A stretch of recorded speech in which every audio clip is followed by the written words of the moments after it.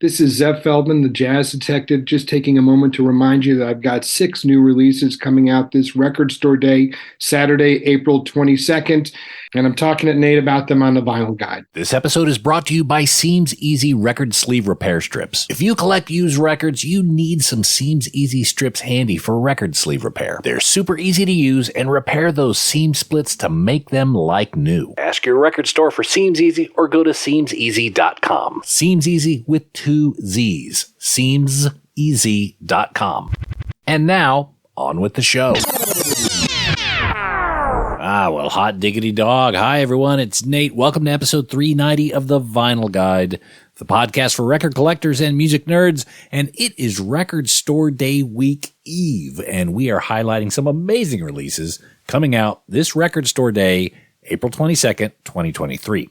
And today, Zev Feldman, the Jazz Detective, is here once again to give us the skinny on 6 releases he has coming out.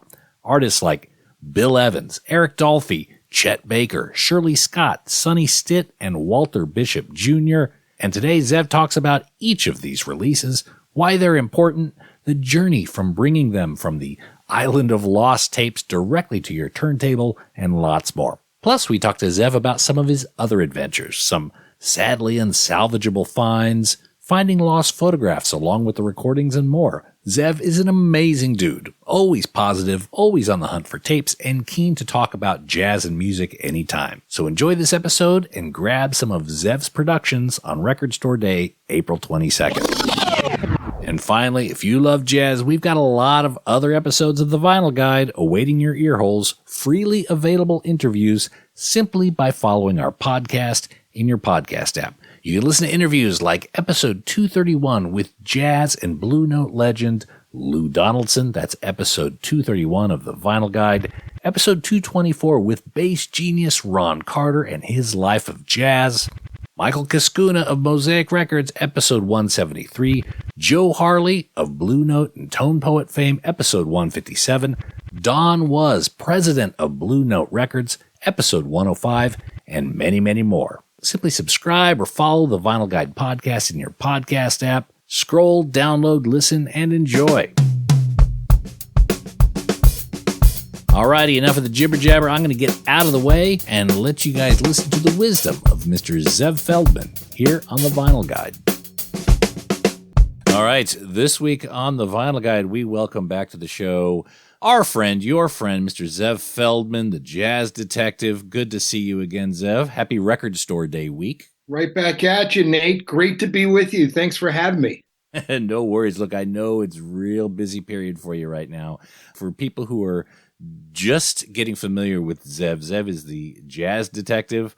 He searches for lost, unheard, and historically important jazz performances and makes them available to music fans and nerds via his network of record labels, who are also run by largely music fans and nerds. Is that a fair description of what you do day to day, Zev? Oh, I would say so. Absolutely. We're wrapped up in passion and working with music that we nerd out on all the time. It's what we do. Always searching those lost trunks and attics for those tapes. Now, I want to get into the releases this year. You've got 6 releases for Record Store Day. Each one of them is very special. Before we do, I just want to get a quick, maybe spend a minute or two talking about the recent passing of Amhad Jamal. That was just a few days ago. I know you'd worked with him many, many times. Do you want to spend a minute or two kind of giving us a bit of a perspective on the life and work and your experience with Amhad Jamal? Well, that's very kind of you to ask. I'll just say, like a lot of us, it's been a really it's sad. It's sad. This guy he was one of the greatest living legends in this music, a pioneer. He changed music in many ways, and his use of space and arranging and his music, and people have used the term chamber jazz. To me, he's been a figure that's been a part of my life since I was a youngster. I listened to his music in my mom and dad's record collection, and we had the good fortune of working with Mr. Jamal. When I say we, I'm talking about me and my team. And in this case, the folks at Elemental Music. We produced two albums that came out last year called Emerald City Nights, which were these live recordings captured at the Penthouse Club in Seattle starting in 1964 and eventually taking us all the way to 1968. But we put out last November these two separate 2 LP, 2 CD releases of Amhad captured live in concert. And I was just reflecting on this yesterday on my social media that it was just a really a blessing to have this experience to work with someone who you greatly admire. Amhad Jamal is just such an important figure in this music. And we collaborated. We found these recordings, we brought them to him, and he took the wheel. Like, he drove the car. He went through all the music with us. We came up with editorial and photos and design for the package, soup to nuts. He was in the front seat with us, and it was really a joy working with him. And it was actually a great process. And I want to thank again his daughter Samara Jamal and his associates, Laura Hess-Hay, his manager and associates, Andrew Stamen and Maurice Montoya, who believed in the work that I was doing and wanted us to meet up. And he was happy. He was really proud. You know, it doesn't always work out that way, but it was a delight working with him. And he was passionate about this music. But you know, he'll be missed. I'm at a loss for words. There's so much. We could take a whole hour here and I could just give you, but he really matters, and his music is timeless. And to work with him on the last productions of his life are just I'm speechless, and it was just great. So grateful to have had the opportunity. I read, I think he was 92 years old. How were his ears in recent years? Still on, still active? I think his ears were great. In fact, when we were going through the recordings, Mr. Jamal, during the mastering process, he listened to each reference copy every time we went through this. And there were little things here and there, adding certain touches to certain instruments, whether it was bringing something up, or he had a methodology in what he was doing, and we allowed him to really take the lead. And he'd made so many records. This guy, he was a pro in the process, so we all worked together. It was really good. It worked just fine, and he played a significant part. But yeah, man, his ears were doing just fine, and I'm sure his ears were smoking when he listened to how he sounded as a young man at this really important juncture of these recordings. Those recordings in Emerald City Nights, the first volume is really, it's just an important period. There were so many studio recordings that he was making in this period, and we had the live experience. And I'm happy to say that we're going to be bringing a third and final volume of Emerald City Nights that'll be coming out later this year, we're planning for. So there'll be more information. But right now I'm just it's all kind of sinking in, and how heavy it was, just great. Wow. Well, thanks for sharing that bit of a scoop. We've got that to look forward to, and thanks to you and the team for making Mr. Jamal's recordings available. So let's talk Record Store Day, Zev. You've got 6 releases this year. Holy moly, you are absolutely setting the bar high for everyone, including yourself. 6 releases for Record Store Day. Was it planned to be this way, or did it just kind of all the stars just aligned over the past few months to make this happen? It's funny. It just works out that way sometimes. When we're working on the projects over any course of time, things come together. Sometimes it is always a process and ups and downs, and we finally get paperwork done. And when do we start? And we really don't know. I never want to press. I want to take our time to do what's right, to get the job done, to really, spend as much quality time with each of these productions. But it worked out this way, and I'm astounded. 6, and I look back at the last year. This is stuff I've been working on for the last year and a half, and it's very exciting to see it come to fruition. It just worked out that way. Wow! And this year you've got Bill Evans' LP. We'll talk about each of these, by the way. Fantastic Chet Baker record I was listening to last night. It's absolutely gorgeous. Eric Dolphy, Musical Prophet, a second pressing of that, and 3 from the Left Bank. Let's start there, if that's all right. Sure. Let's talk about the Left Bank and why that location is so important, and why do we have so many tapes and recordings from the Left Bank? We have so many tapes and recordings from the Left Bank because of a gentleman named Vernon Welsh, who was, he was a car salesman during the week.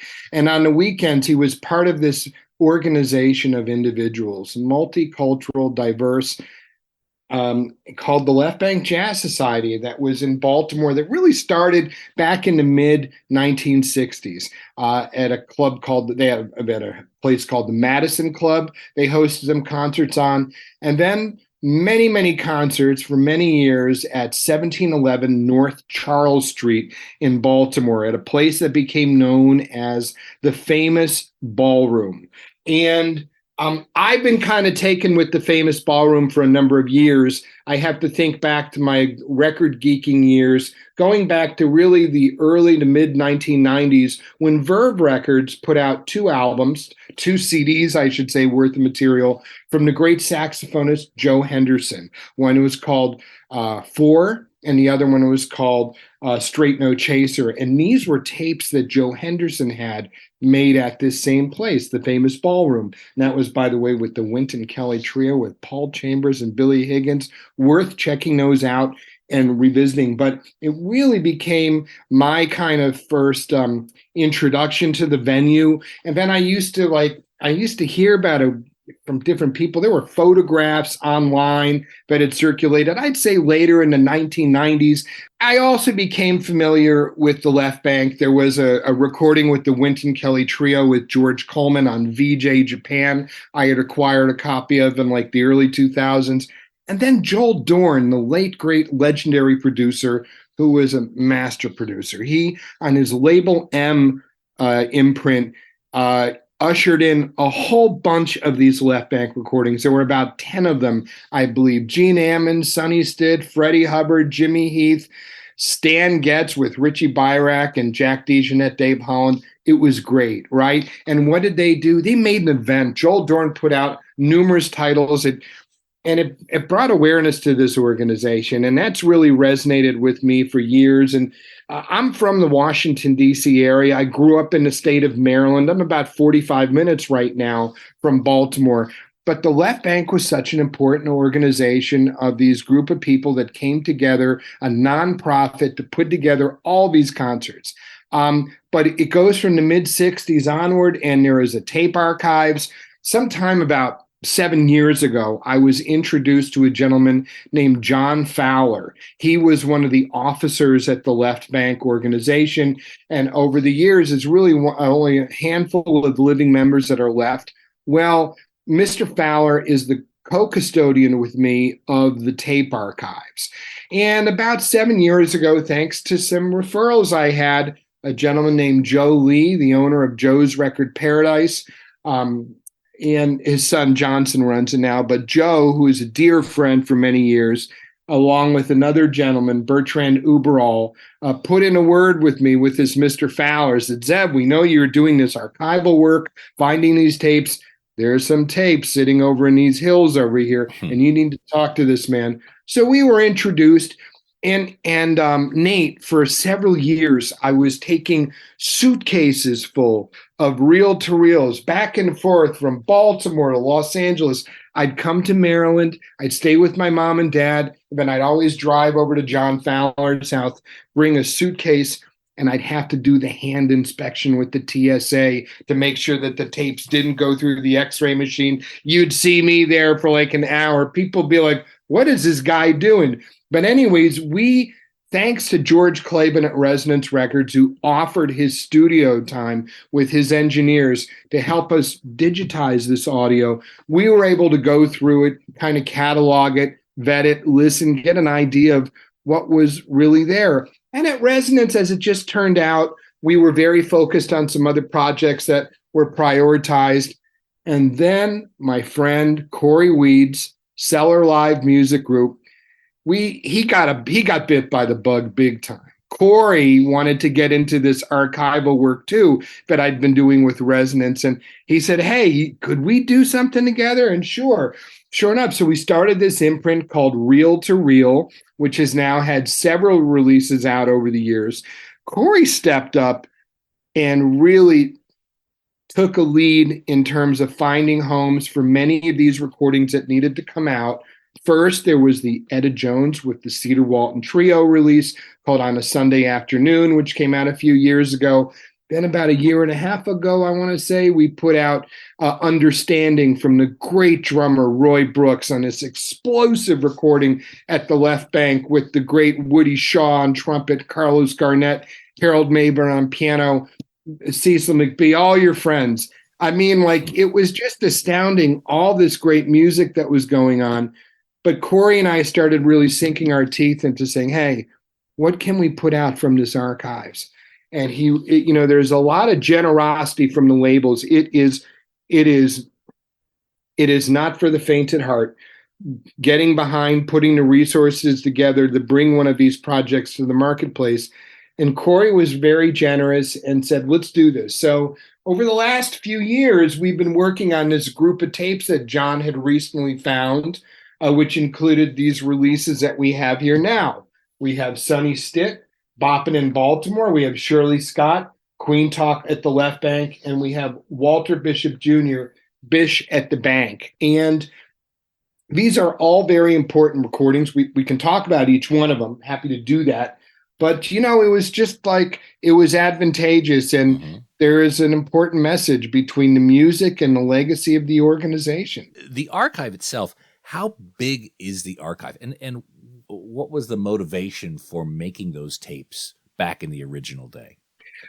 Well, the archive itself is really, I don't want to throw a wet blanket on anybody's dreams. We always envision, like, you're walking into a bank vault, right? Yeah. And you know what? There are places like that in the world, like INA in France, with the ORTF and the Radio France archives. They have multiple facilities. But the tapes were at John Fowler's house, stored in these tubs in very temperature-controlled climate. Don't worry. It wasn't everything was recorded, but probably about maybe a few hundred tapes, I would say, perhaps. And, the motivation was this, right? So they made these recordings, by the way, anytime that the tape was running. They always asked the artist if it was okay. Sometimes the artist would say, please don't record. But generally, a lot of the artists were okay with it, and it worked like this. There was a tape made for the organization, and there was a tape that was a copy that was given to the artist. Now, that's how the Joe Henderson recordings came to light, because Joe Henderson had been given a set of tapes. But they made these recordings because the individuals that were working these events, they were working it. They were preoccupied. They didn't always have a chance to sit back and soak in the music. So aside from hosting these concerts every Sunday afternoon, where families were invited, I mean, it was quite a happening going on there. And then what would happen is they would have a playback the following Wednesday after the staff meeting, so that people that were at the event could even listen to the music again. Then Mr. Welsh stored the tapes, and that's it. They're safeguarded. They're not something that the public has access to. It took building of trust and a relationship to get me to the point where they would allow me to check these tapes out. But again, checking them out with the point of having them digitized. It's been a long road, but it's exciting. And I'm glad these documents exist in the first place. It's really miraculous. Absolutely. So we'll start, maybe we'll spend a few minutes on each release. We'll start with this Walter Bishop Jr., Bish at the Bank, 66 to 67. That is a phenomenal recording. Brilliant player. Walter Bishop, he's not one of the jazz musicians that kind of comes top of mind all the time.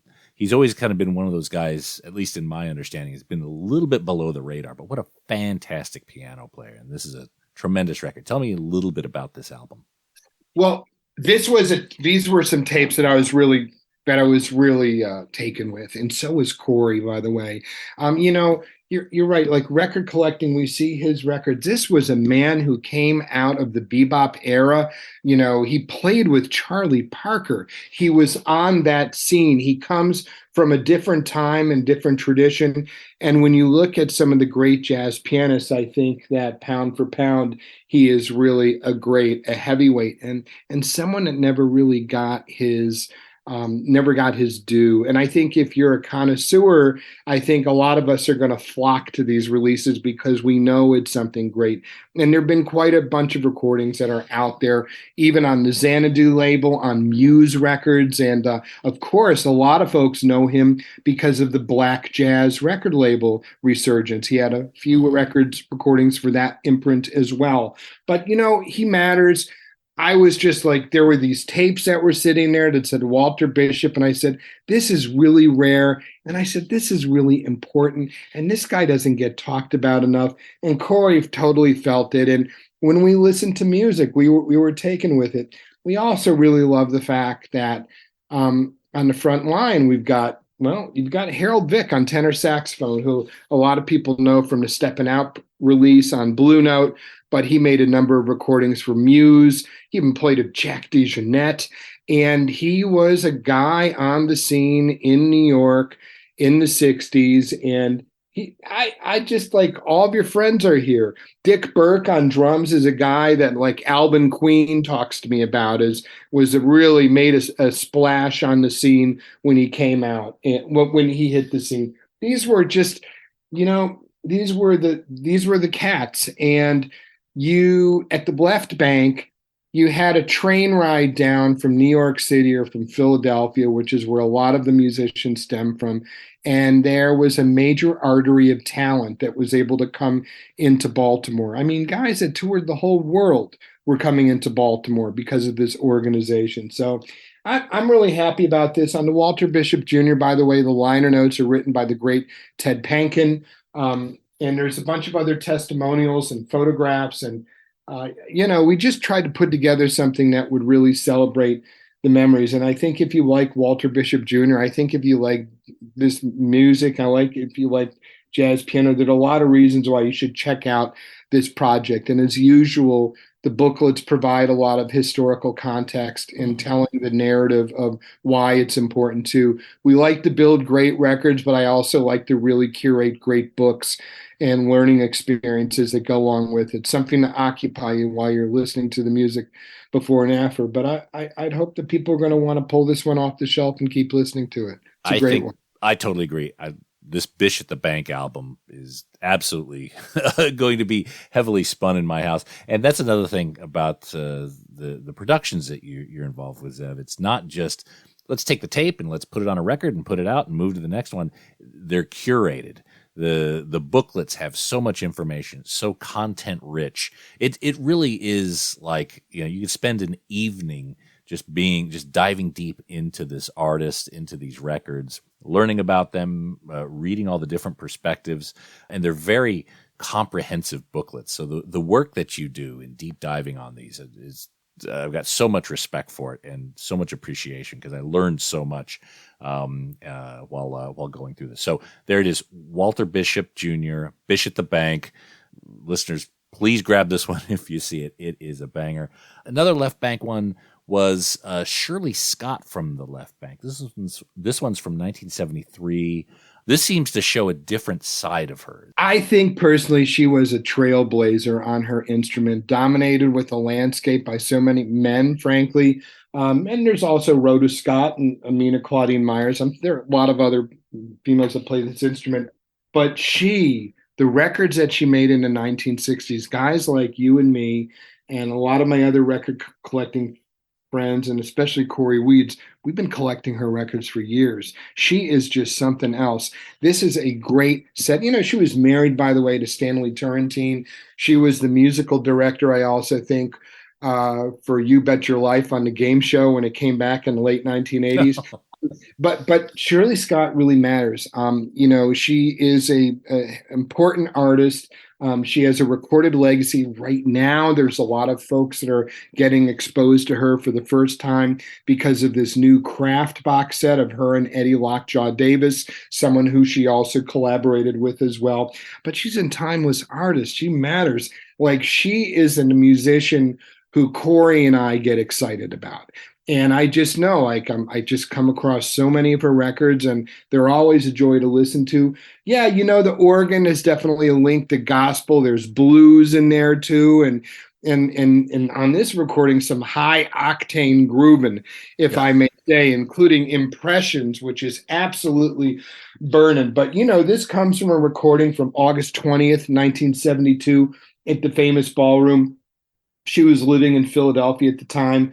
But this recording, man, heavyweights. George Coleman on tenor saxophone, Bobby Durham on drums, and a guest vocalist, a friend of the band and of the Left Bank was the great vocalist Ernie Andrews, and he lays down here as well. But it's like I said, a great way to find a good tape, a tape that really spoke to us. We listened to the music, we were taken by it, and then Corey played it for the late great Joey DeFrancesco, someone who was friends with Miss Scott, someone who played the instrument and spoke that same language. And we oftentimes do want to get a second opinion. We want someone that can listen to the music and read the tea leaves.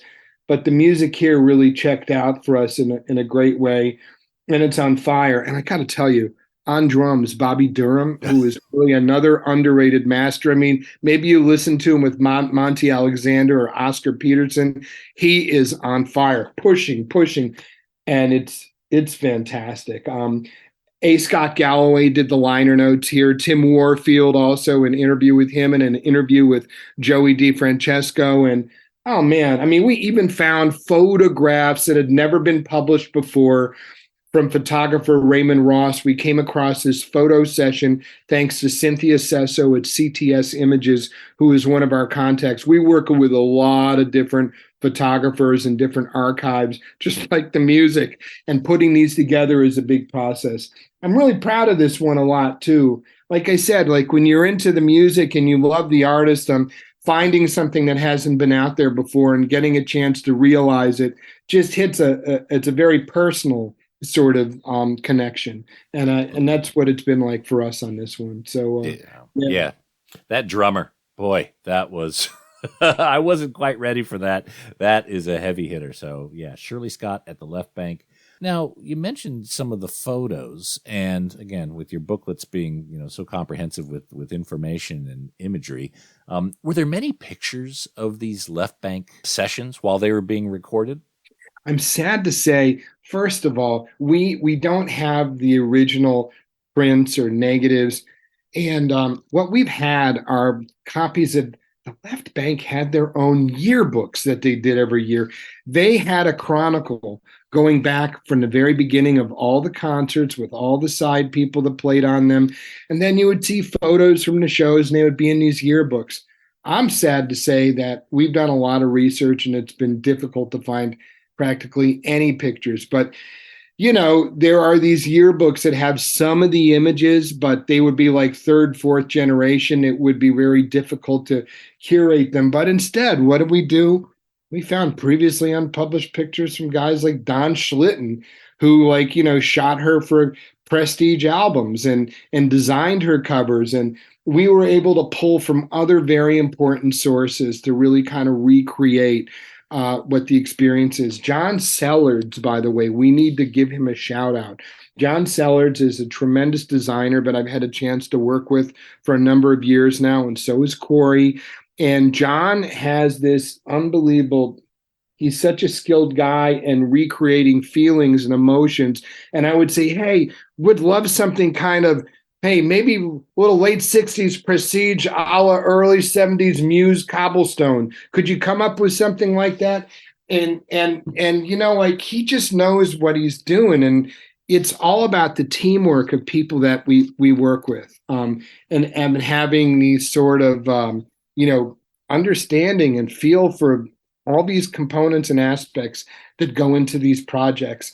But the aesthetics, the feeling, I really have said this before. I want to knock people over the head. When they're lining up for record store day, I want something to be screaming like, man, this just looks cool. I'm really building something that guys like Corey and I shop like. This is how we are. If it's something that appeals to the fans, but it's good for you, and it tastes good, and it's wonderful. So it goes down well. All right, rounding out the Left Bank collection is the Sonny Stitt, Bop It in Baltimore. And this is on a label called the Jazz Detective label. Any idea who runs that? Just some guy, just me.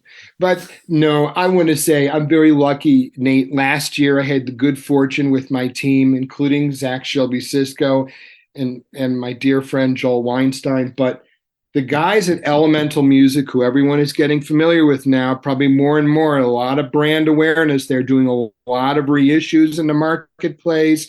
You'll see Motown and all sorts of interesting things that have been reissued. Chess catalog, Howlin' Wolf, Chuck Berry, and we started a label together. And I didn't want to just do a label last year. I wanted to do a music group because I thought maybe I'm going to have different identities.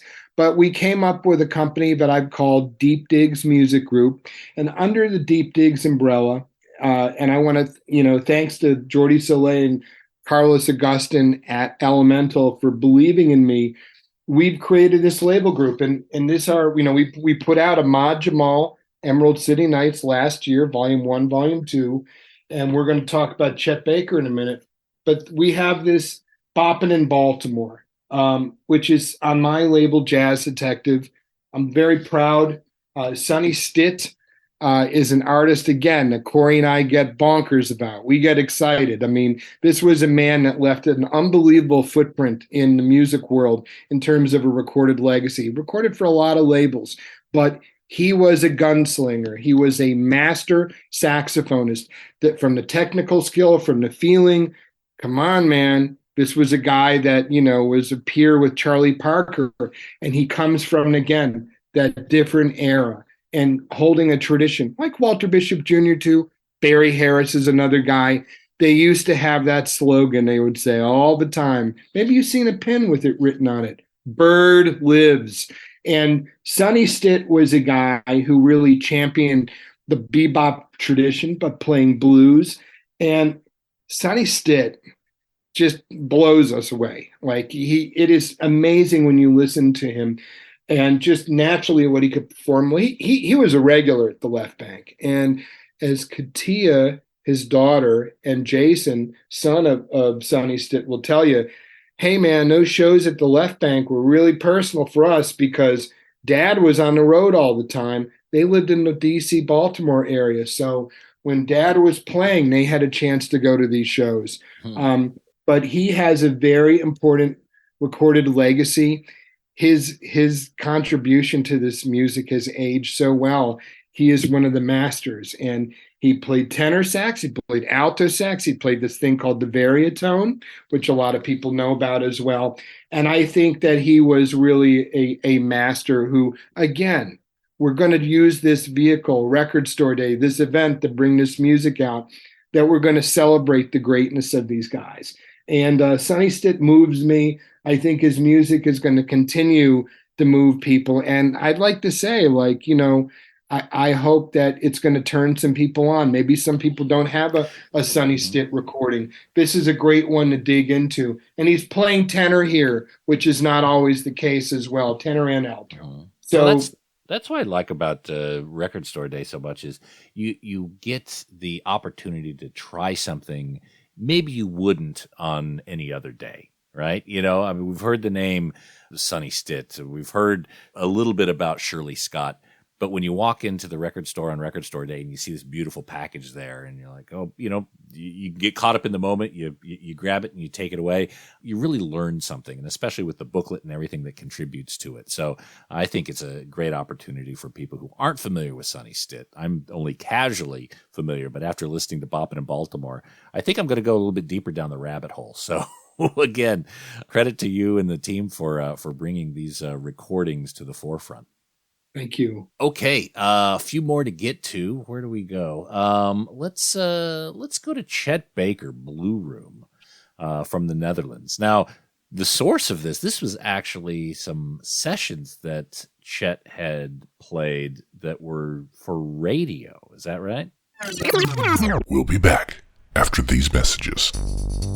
Hey everyone, I'm here to talk to you about Seems Easy record sleeve repair strips. Ever find a record in a used bin where the vinyl is gorgeous, but the sleeve has this ugly split and is even falling completely apart? Well, that's okay. Grab it anyway, because with Seems Easy record sleeve repair strips, you can fix that right up. Seems Easy record repair strips repair seam splits from the inside, so it doesn't affect the appearance of a record sleeve, but it does make it functional again. With Seems Easy, records can now slide in and out like new. Turn a $5 used record into a $50 functioning collectible. Just ask your local record shop for Seems Easy strips, and if they're not in stock, go to seamseasy.com. That's Seems Easy with 2 Z's. Seems Easy record sleeve repair strips. Seems easy because it is. Oh, and hey, record nerds, don't forget to clean your records with the very best and safest record cleaner, the Groove Washer. Make your records look and sound their very best and store them with confidence using the new Groove Washer Groove Guard record sleeves. You gotta try this out. It makes a huge difference to the quality of your vinyl experience. Ask for the Groove Washer by name at your local record store and accept no substitutes. Or head over to groovewasher.com and use discount code VINYLGUIDE10. All hail the Groove Washer. That's groovewasher.com, discount code VINYLGUIDE10. Now we return to the program already in progress. No limits. Let's go to Chet Baker, Blue Room, from the Netherlands. Now, the source of this was actually some sessions that Chet had played that were for radio. Is that right? That is correct. These were originally recorded for KRO NCRV, which is a radio company in the Netherlands. And man, so the journey on Blue Room started in the winter of 2022. I remember being out on this long walk, talking to my associate, Frank Jokumsen, who is with the Netherlands Jazz Archives in Amsterdam. And we had previously collaborated on Sonny Rollins in Holland. He did a great job unearthing a lot of recordings and music there. Then we also worked on putting out an official release of Bill Evans's recordings from 1969, recorded at Vara. That was called Behind the Dikes. And when I was starting my new label, when you work with certain individuals at record companies, so much of what we do is drawn on the personal passion, and finding a fit can be like, hey, we know that executive over there, the guy, the producer that we would be working with, they love that artist. And I can't think of a bigger Chet Baker fan than my dear friend, Jordi Soleil. Jordi is the president of Elemental Music. We worked together co-founding the label 10 or 11 years ago. First, we put out the Jimmy Jufrey New York Concerts release. And again, I'm out on this walk. I'm talking to Frank, and I said, I'm starting this new label group with Elemental, and I got to ask, do you have any Chet Baker? Because they are the biggest Chet Baker fans that you could find. Jordi loves Chet. He's such a Chet connoisseur. And we had previously put out in the spring of 2022, Chet Baker live in Paris with the folks at ENA, these Radio France tapes, you may recall. It was a 3 LP set. And we have been trying to find recordings. Well, as luck would have it, Frank unearthed these recordings that had never been out before. But like you were saying before, they're studio sessions. It's not just a live tape. It's almost a different sort of artistic statement when you're in the studio versus being on the bandstand. And these are actually some very delightful recordings of Chet made in a period that, I admire Chet Baker's later period almost as much as I do the earlier stuff. He has such moments of genius and brilliance in his music. This was a guy that, by the way, didn't read music. He had the intonation, the feeling. he was a masterful musician. And you can even like read liner notes from Richie Byrack, who will demonstrate, and you'll read this essay and you'll learn more about the lessons that he learned playing with Chet. But we found these recordings. They checked out incredibly well. We actually played them for a couple of the musicians that were on the recording, the American pianist Phil Markowitz, and also the bassist Jean-Louis Rosenfos, who lives in, I believe, in France. Anyways, we let them hear it, and they were like, man, he sounds really great here. And, we knew we had a really important document, and my label was coming together at that time. So we decided that we would all put this on the Jazz Detective imprint. So this is along with the new Sonny Stitt, this is the fourth album on the Jazz Detective label. I'm very proud about, but these are, again, two sessions that were done. One on April 10th of 79, again with Phil Markowitz, Rosenfos, and drummer Charles Rice. And then they came back in November of that year with a Dutch rhythm section as well. And this is the combination of these two sessions. It's a studio recording. It sounds wonderful. He sounds great. And I think it's a really good dose for folks to get of, if you're not familiar, just the magic that exists in his later output of recordings. A lot of maturity, just master performances from a master musician, and I'm very taken by this. But like all these projects, it took a great team of us to put it together, and Team Elemental, and Burton Yount, by the way, and Gordon G did the design on this release as well and putting it together. And again, same methodology. We wanted to have a lot of different interviews and spoke to Randy Brecker for this. We spoke, with Richie Byrack. We have a whole bunch of different, testimonials here that talk about it. And also a gentleman who is an author on Chet Baker, Jerome DeVolk, as well, who is a scholar on Chet Baker. So we really tried to put together all of the voices, some interesting testimonials, wonderful pictures that were taken at the session. So again, it's got all these kind of touchstones here, but yeah. I think that people will enjoy. I'm really proud about this one. It's really nice, but again, Chet Baker, check out all of his periods. You're going to find a lot of joy there. And anyways, this is some great stuff, if I might say so myself. Yeah, the one thing, obviously the music is wonderful and the package is great. The one thing that really sticks out to me on this package are those pictures of Chet. And we just talked about, sometimes it's hard to get pictures of the moment or of the gig or whatever, but these are actual photos of the sessions. It looks like there's two photos. One of them of Chet is absolutely haunting. With the glasses? Yeah. Yeah, that stare. He's such an interesting mythological, there's just something about his stature, his presence, one of the giants in this music. I'm at, again, a loss of words to kind of articulate his greatness. I think when you're a fan, you get it. And, I'm just so happy that this exists in the first place and very proud and honored. This is the second official release that I've had a chance to work on with the estate of Chet Baker. Mm-hmm. All the projects that we do, we get those clearances and those permissions, and we worked with his family to put this out. So now you mentioned you started this conversation in the winter of 2022. So this all came together, including the physical copies, by here we are in April. This is that went pretty quick from the standard fare, yeah? Oh, well, it's a good point you bring up something. So, and I've learned this like working at Resonance, some of these projects sometimes take years to come together. It really depends on different aspects and dynamics to a production. How many different permissions, how many different people, how quick are folks to respond? There's a lot of different nuances that go into getting the permissions. But, I worked on a Jaco Pastorius project that took 6 years to come to fruition. Same for that Thad Jones, Mel Lewis, All My Yesterdays.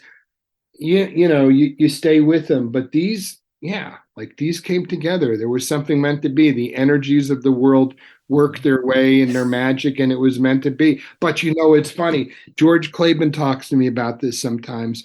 We've talked about how, hey, when something's meant to be, it's meant to be. And, you get emotionally wrapped up in these projects sometimes, and it can be heartbreak. And you're trying to incubate this project along. But these came together, and luckily we had already worked with Chet's family. So that was nice. We had already proved ourselves on the first release. So I felt was a great effort. And anyway, so here we are. And I'm looking at this photograph.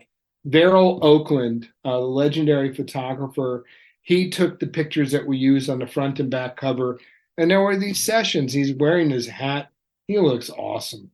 Yeah. And he's so cool, man. He is the cool cat. So even vinyl pressing, I mean, vinyl over the last few years, notoriously, 8 to 12 months wait. It seems to be coming down quite a bit if you're able to create a package like that in under 8 months. I think the time is kind of changing in the last month or two. It seems that capacity is opening up a little bit, because also it seems to me that there are also more pressing plants that are opening up to kind of take the pressure off of some of the marketplace. I mean, we felt that, we were looking at 9 to 12 months. And you know what? That still is pretty much in the ballpark for what it is. Because when you're working on the manufacturing side, you're working on having to have all of your deliverables at the same time. You're delivering your audio and maybe your lacquers too, but you also have to have these massive presentations, these books, these gatefolds. Everything has to be assembled. And I'm talking about going through the process of being vetted and filtered as an editing staff, as all of our eyes are bleeding, reading over essays for the umpteenth million time. Oh my gosh, we caught something in that sentence right there. But it's really something though. But again, there are folks that we work with on our team that help us. But it's overwhelming. You go cuckoo just with all the steps that go into this. It's really hard to explain the process. There probably could be a book written on this, but to go through every little step, it's overwhelming. But again, I'm lucky because you know what? I'm one guy talking with you here, but it ain't just me. Thank you, Corey. Thank you, Zach Shelby Cisco. Thank you, Team Elemental. Thank you, Resonance Records and George Claben and Sydney Lennox. Thank you, designers, John Sellards, Burton Yount. It's a crew, and we come together, and we've been doing this now. I mean, Zach and I have been working together, I think, 8-9 years.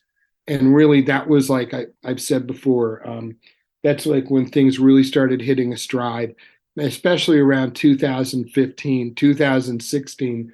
But man, it's so much fun. So much fun. Anyways, so that's Chet Baker before I digress anymore.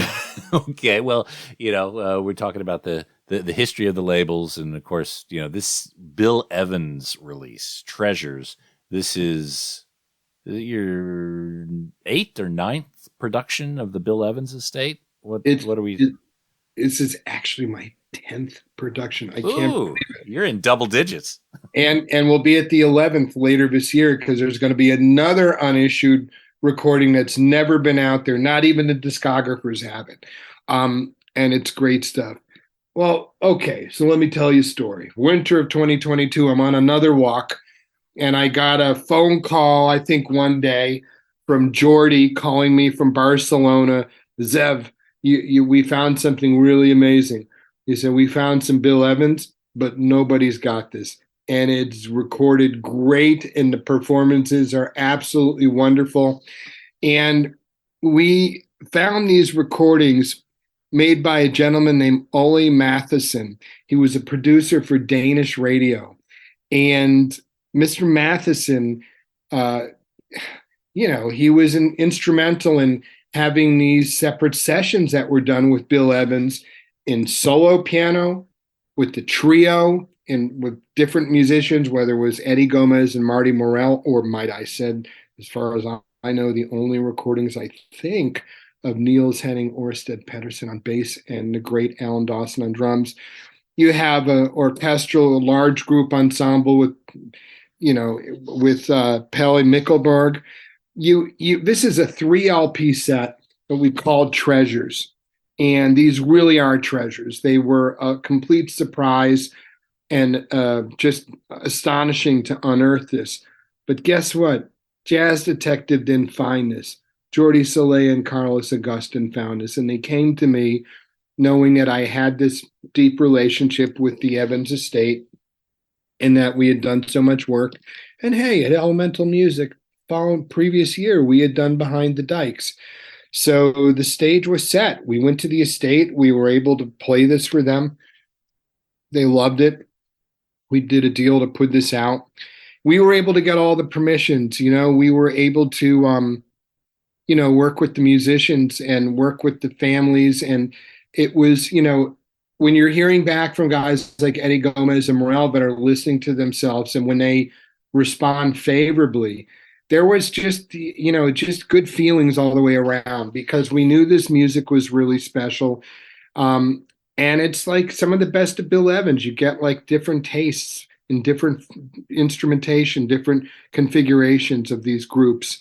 And we brought back Mark Myers to write the liner notes as well. He's someone that I regard as being an expert on Bill Evans, truly a scholar, somebody that can, again, I say, read the tea leaves. And we were all just taken by this music. So we put this together. I think originally we were going to put this out last year, but lo and behold, manufacturing, hello, like we're talking about, it became an issue for us. And we waited, and we put out Treasures Now. It's going to be a 3 LP set mastered by Bernie Grunman. Rare photos that you see in there, interviews. It's with different folks and testimonials. It's a great package. I'm just really proud about this, and just with this ongoing work that we've been able to do with Bill Evans's family. They support these projects. They're very involved. And like everything else, again, how can I not mention Record Store Day? I'm just so grateful to the entire organization. They have helped us give birth. It's literally like giving birth to all these projects, and there's so many different pieces that have to line up. But anyways, the Bill Evans is a great project. By the way, a couple of interviews in there too.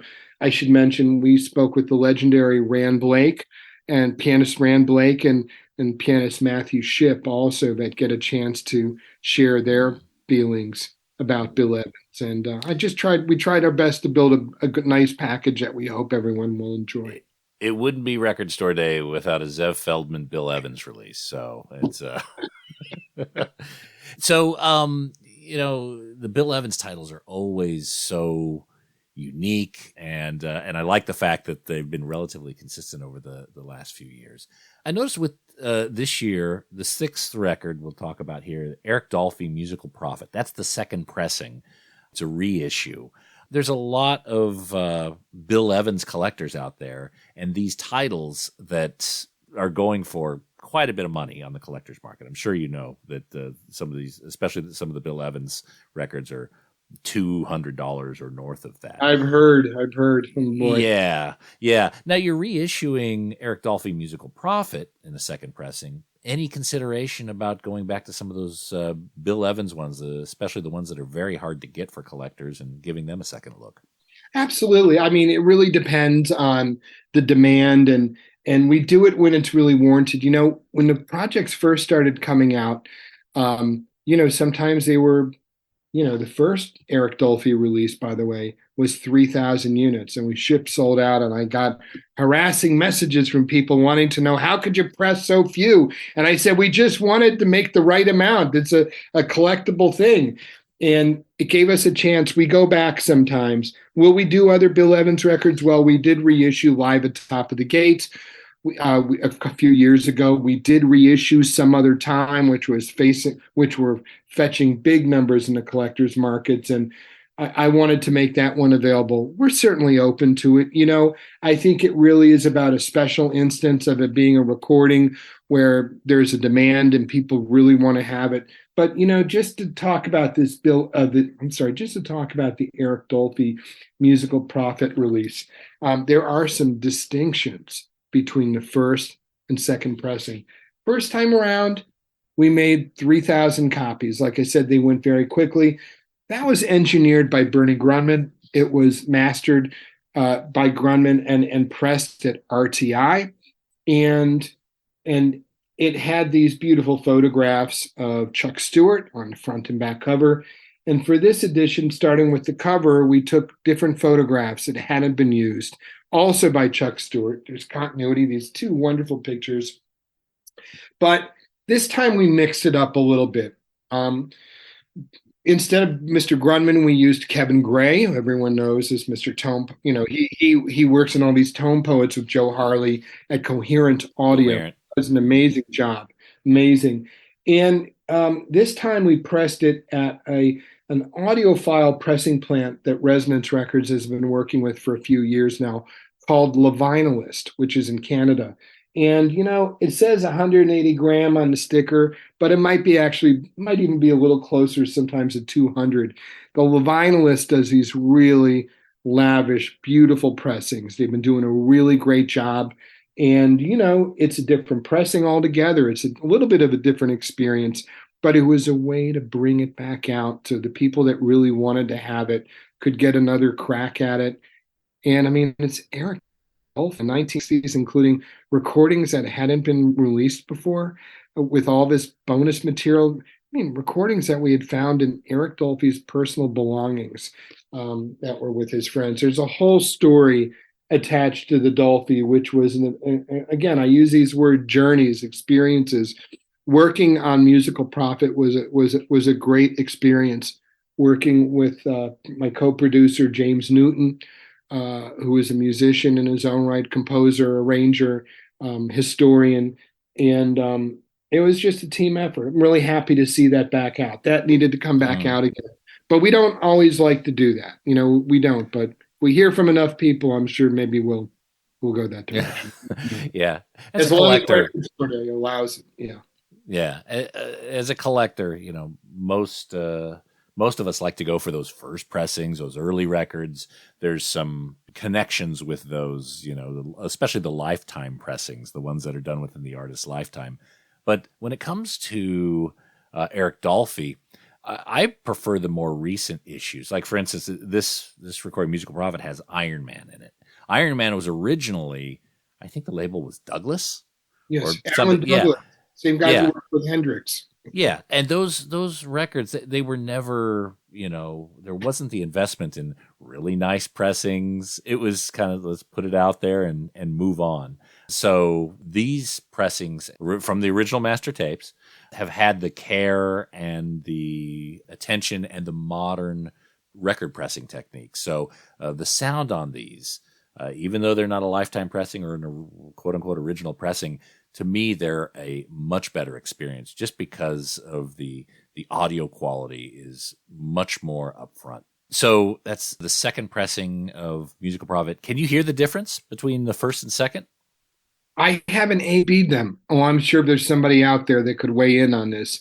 But I think this one sounds great. I haven't played them back to back, though. Okay. All right. Well, I'm sure someone will. All right. So those are the 6 releases for Record Store Day. Now, a couple of more general questions. We were talking about reissues. That Lee Morgan 12 LP set, has there been any discussion, any talk of reissuing that at some point? Not that I've been involved with as of yet, but you never know what could happen. It certainly was what a feat making that project happen. Definitely one of the dreams come true in my career. But I don't know of anything yet out there. Yeah, but I love the fact that the music is readily available, and now you can go through set by set like it happened. But that was an amazing release. Really appreciate everyone's support on that. I know there were a lot of very vocal fans when it came out, and it was really nice. Yeah. And for those who may be not familiar with the history of this Lee Morgan 12 LP set, we had Zev on about a year ago talking about this project specifically. Now, when you're getting these tapes, are you often finding like really brittle, compromised tapes? Have you ever had something of like utmost historic importance that's unsalvageable? Yeah, I did. It's happened. Not everything, I guess, is meant to come out. Boy, there were some tapes, believe it or not, this will break some hearts, from Clifford Brown and Max Roach that I had found. and there was a tape reel that was literally melted and couldn't be salvaged. There was nothing that we could do beyond baking, which is something that we do for certain tapes when it calls for it.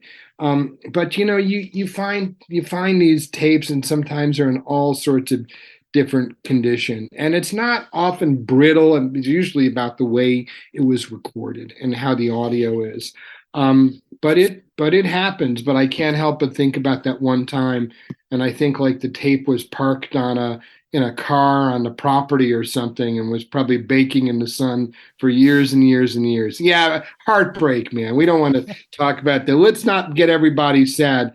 But where there's one sad story, there's a lot of other good stories, and it's mostly been good stories. I think, I mean, we're the phone is ringing and emails are coming in every day from people from around the world that are locating recordings. And I again want to encourage anyone that's out there that's listening. Hey, I'm curious. I know of something that's out there. Could be in could be in a relative's attic or under their bed, or maybe someone that has something. I'm always excited to hear from people, and you can reach out to me on Instagram, um, also on Facebook. I'm out there, and I would love to hear from you. But I just want to say again, for everything that I do, that it's because of the fans and the customers, the consumers, the people out there that are listening, like yourself, also, that make this possible. It's a mission. And it takes so many different players to make it happen, and especially in the field on the front lines when it comes to people being interested in wanting to pick these up. I'm so grateful, and I want us to keep going, and I'm hoping How to. how often do you hear about tapes? How often do people reach out to you and say, "Hey, I've got something here"? Like, is this kind of a weekly thing? More often? What's the strike rate on that? It is pretty good strike rate. It seems like every month something's coming in, and it happens quite frequently. And I haven't really counted, but it just seems like it happens enough where we hear from people online and people write to us, and I don't know. It's always exciting. You never know what message I'm going to get, and it gives me a reason, literally, to leap out of bed in the morning sometime with the messages that I get and waiting to hear back from people. I mean, it's an enjoyable process. It makes life very interesting. The days fly by very quickly, but I spend a lot of my time, Nate, doing research, even for existing archives, constantly going through and looking for things that I think might, appeal to the people that buy these projects. And, there's a lot of responsibility that goes in with that. You have to meet your enthusiasm also with numbers. We live and die by numbers, and especially when it's other people's money. And there's a lot of responsibilities, and Hmm. it can have its own pressures along with that. But it's so enjoyable, and I'm having the best time. I can't believe it's what we're doing here. It's You great. know, we recently had on Janie Hendricks, who looks after the Jimi Hendrix archive, and through the episode, someone reached out. They had some material, some pictures and recordings of Jimmy that weren't part of the archive, so we were able to connect them. So hopefully, we can do something very similar for you this time. Yeah, I know you're out there beating the drum, and people are getting to know what you do more and more. But it's always nice to be able to make those connections. Now, most of what you seem to be doing is aligned to jazz. How dedicated are you to those lanes? Would you go to blues or go beyond that? If we were able to find some sort of recording that's, a rock recording or something like that, is that something that you'd be interested in, or I kind of what's would. your lane? Oh my gosh, I love all the food groups. No, I mean seriously, I love so much different types of music. It's really interesting. So let's talk about Deep Dig's music group for a second. So I've got my imprint, Jazz Detective, but I'm not just a jazz guy. I collect classical piano recitals. I collect old blues. I collect classic rock. I mean, and of course, people know me for jazz, or you're lucky if people know you for anything in a positive way, and it's really a nice thing. But when I started Deep Dig's music group, I wanted to also create this imprint called Deep Digs. And I'm going to be releasing my first album from Deep Digs, which I think will give you an idea that it's not just about jazz. Later this year, we're going to be issuing recordings never before released from the legendary gospel singer and guitarist, the godmother of rock and roll, Sister Rosetta Tharpe. It's never been out before. And this will be on Deep Digs. And this is going to be a wonderful release. It's going to have a deluxe curated booklet. It's going to knock you out. We'll get into that later, but I have recordings from the 1960s that have never been out before. And we have wonderfully professionally recorded tapes that actually come from the French government, from our good friends at INA. At INA, they oversaw the ORTF radio archives. That's like where my Albert Eiler tapes came from. They were recording all sorts of music there. But yeah, and you know, I'm love to put out some Lightning Hopkins if I could get my hands on something that's never been out. A lot of different types of music move me. I'd like to do a Sviatoslav Richter box set, maybe even reissuing albums from him. My tastes are so all over the place. It's hard to put me in one category. But again, people know you for one thing, and I'm happy about that. I mean, I get to do something that's so enjoyable. But I hope more so to be able to branch out more and more. I did do a Motown reissue series of Temptations albums reissued by Norman Whitfield a number of years back with the folks from Elemental. Those were actually CDs. But we were able to put stuff out, and it was an honor to be associated with those.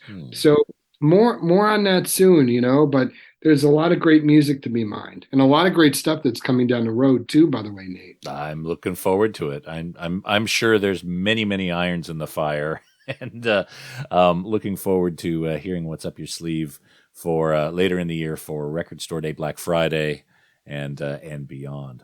Well, there you go. If you have any tapes, not just jazz, but blues, rock, any other recordings you think that may be of interest to Zev and team, you could reach out to him on social media. Of course, his links will be in this episode page. And there's 6 releases out for Record Store Day.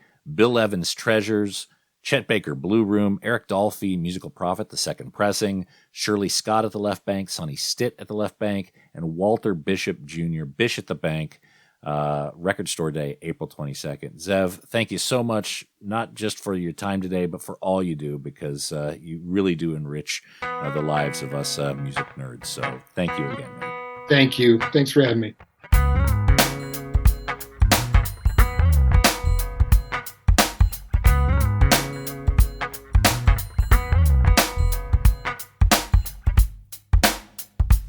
Oh, man, there he is, Mr. Zev Feldman. Thank you, Zev, for swinging by the Vinyl Guide. Lots of releases on Record Store Day. Don't forget to grab those when you see them in the shops. You know, most of them sell out on the first day, and they become quite collectible. So make sure you scoop them up. Otherwise, you know, you may be sorry later when you got to pay Discogs prices on something that you had in your hands and you let slip away. So don't make that mistake. April 22nd, Record Store Day. Grab some Zev Feldman produced records and enjoy. And that's it for this episode of The Vinyl Guide. Thank you so much for tuning in.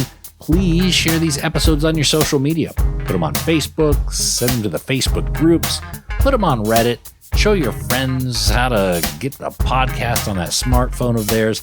That is always appreciated. You could always leave us a positive review. We love positive reviews. That's our fuel. That's our fuel for happiness. Just log on to Apple Podcasts or Spotify and give us 5 out of 5 stars, and you say something nice. Oh man, that just takes us to the moon. Thanks in advance for that, and we'll be back shortly with a brand new episode. So until we talk next time, get out there and buy some records, people. Cheers.